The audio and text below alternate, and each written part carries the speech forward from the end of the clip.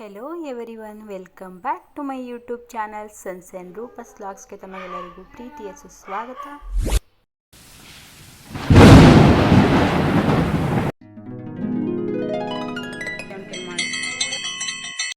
ಎಲ್ಲರಿಗೂ ಶ್ರೀಲಕ್ಷ್ಮಿ ದೇವಿ ಅಮ್ಮನವರ ಕೊಂಡೋತ್ಸವಕ್ಕೆ ಆತ್ಮೀಯ ಸುಸ್ವಾಗತ.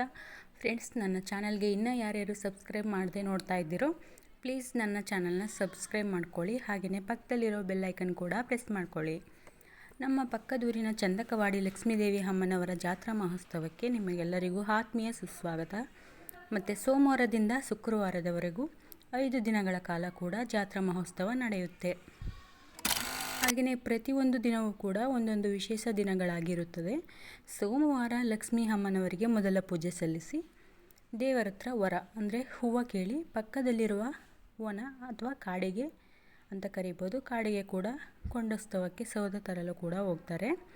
ಯಾವುದ್ಯಾವುದೋ ಮರದ ಸೌದೆಗಳು ಕೂಡ ಅಲ್ಲ, ಓನ್ಲಿ ಕಗ್ಲಿ ಮರದ ಸೌದೆಯನ್ನು ಕೂಡ ತಂದು ಜೋಡಿಸಿ ಮಂಗಳವಾರ ರಾತ್ರಿ 10 ಗಂಟೆಗೆ ಅಗ್ನಿ ಸ್ಪರ್ಶನ ಆ ಊರಿನ ಗ್ರಾಮಸ್ಥರು ಮಾಡಿ ಬೆಳಗಿನ ಜಾವ ಬುಧವಾರ 5 ಗಂಟೆಗೆ ಬ್ರಾಹ್ಮಿ ಮುಹೂರ್ತ ಅಂದರೆ ಅಮೃತ ಗಳಿಗೆ.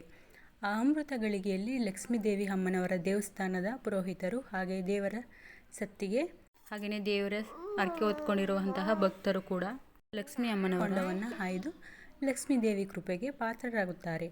ಹಾಗೆಯೇ ಈ ಭಾಗದಲ್ಲಿ ಅತ್ಯಂತ ದೊಡ್ಡದಾಗಿ ಬರುವ ಕೊಂಡ ಕೂಡ ಈ ಲಕ್ಷ್ಮೀದೇವಿ ಅಮ್ಮನವರ ಕೊಂಡೋತ್ಸವ ಅಂತಲೇ ಕೂಡ ಹೇಳ್ಬೋದು.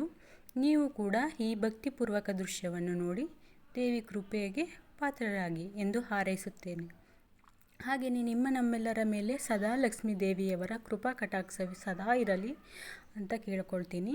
ಹಲವಾರು ವಿಧಿವಿಧಾನಗಳಿಂದ ಕಟ್ಟುನಿಟ್ಟಿನಿಂದ ಚಂದಕವಾಡಿ ಗ್ರಾಮಸ್ಥರು ಸೇರಿ ಆಚರಿಸುವಂತಹ ದೊಡ್ಡ ಹಬ್ಬ ಇದಾಗಿರುತ್ತದೆ. ಫ್ರೆಂಡ್ಸ್, ತಿಳ್ಕೊಂಡ್ರಲ್ಲ ನೀವು ಕೂಡ ಈ ಮನಮೋಹಕ ದೃಶ್ಯನ ನೋಡಿ ಕಣ್ತುಂಬಿಕೊಳ್ಳಿ, ದೇವಿ ಕೃಪೆಗೆ ಪಾತ್ರರಾಗುತ್ತಾರೆ.